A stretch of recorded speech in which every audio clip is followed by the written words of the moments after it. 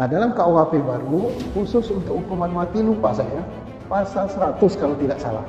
Dalam pasal 100 itu diatur bahwa seseorang yang dijatuhi hukuman mati, manakala proses-proses itu tadi sudah jalan, masih ada tenggat waktu 10 tahun. Putusan itu atau keadilan itu harus memperhatikan, satu, secara hukum dia benar, adil. Dua, secara filosofis. Tiga, sosiologis, masyarakat harus pertimbangkan. Dari mana memantau keadilan masyarakat? Kita bisa dalam dunia modern sekarang ini, kita bisa mengikuti dari berbagai media. Media konvensional, televisi, radio, koran, dan lain-lain. Dan media elektronik, audiovisual, medsos. Semua kalau kita ikuti, hampir 99% menghendaki hukuman mati. Nah, berarti hakim sangat peka dan menyerap rasa keadilan yang berlaku di tengah masyarakat. Jadi ini saya yakin ini murni dari hakim karena dia bertanggung jawab kepada Tuhan, bukan karena tekanan, bukan karena ada sesuatu yang kayak kemarin kan sebelumnya dihebohkan bahwa ada kelompok bermain bawah tanah. Nah, bukan, hakim sangat netral dan ini sudah memenuhi standar, gitu. Memenuhi syarat-syarat suatu keputusan yang adil. Sudah sangat mungkin. Lalu apakah vonis hukuman mati ini dirasa cukup adil, Pak, atas perbuatan yang dilakukan oleh Ferdy Sambo? Ya itu tadi, kita pertimbangkan bahwa semua unsur pasal terberat yang disangkakan atau yang didakwakan terbukti. Nah, pasal terberat itu apa? 340 pembunuhan berencana. Nah, mulai dari perencanaan sampai dengan selesai perbuatan itu, unsur-unsurnya terbukti semua.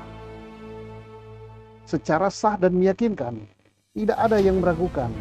Jadi, kemudian tidak ada hal yang meringankan. Justru ada hal yang memberatkan. Kemudian secara filosofis sudah benar. Secara yuridis sudah benar. Kemudian dari segi keadilan masyarakat, sosiologis juga sudah benar.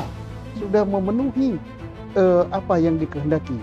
Jadi tidak ada jalan lain daripada vonis hukuman mati. Jadi apakah sudah memenuhi rasa keadilan? Ya kita pantau di media.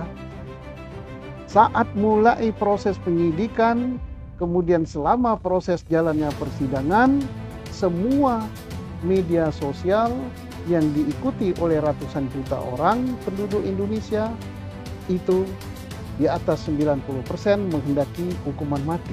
Ya itulah kalau hakim peka terhadap tuntutan masyarakat. Jadi saya kira sudah benar. Saat ini telah berlaku KUHP baru, ya, Kitab Undang-Undang Hukum Pidana yang baru, yang menggantikan hukum pidana yang lama, yang warisan zaman Belanda, dan itu pun KUHP kita ini adalah mengacu warisan dari Prancis.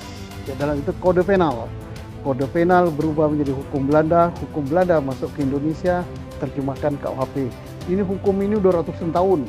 Di Belanda mungkin udah nggak berlaku lagi. Sekarang berlaku, sudah disahkan KUHP baru. Nah, dalam KUHP baru, khusus untuk hukuman mati, lupa saya, pasal 100 kalau tidak salah. Dalam pasal 100 itu diatur bahwa seseorang yang dijatuhi hukuman mati, manakala proses-proses itu tadi sudah jalan, masih ada tenggat waktu 10 tahun yang dihebohkan oleh advokat Hotman Paris. Tenggat waktu itu untuk apa?